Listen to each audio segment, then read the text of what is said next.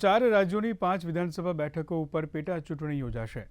ચૂંટણી પંચે આજે ગુજરાત, કેરળ, પંજાબ અને પશ્ચિમ બંગાળની 5 વિધાનસભા બેઠકો પર પેટા ચૂંટણીઓની જાહેરાત કરી.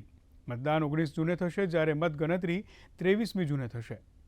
પેટા ચૂંટણી માટેનું જાહેરનામું આવતીકાલે બહાર પાડવામાં આવશે અને આગામી મહિનાની 2 તારીખ સુધીમાં ઉમેદવારી પત્રો દાખલ કરી શકાશે અને 3 જૂને ચકાસણી થશે.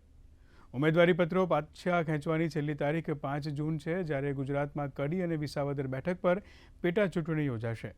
કેરળમાં પીવી અનવરે રાજીનામું આપી દીધું હોવાથી નિલંબોર બેઠક પર પેટા ચૂંટણી થશે, જ્યારે પંજાબની લુધિયાણા પશ્ચિમ બેઠક પર વર્તમાન સભ્ય ગુરપ્રીત બસ્સી ગોગીના અવસાનને કારણે પેટા ચૂંટણી યોજાવાની છે.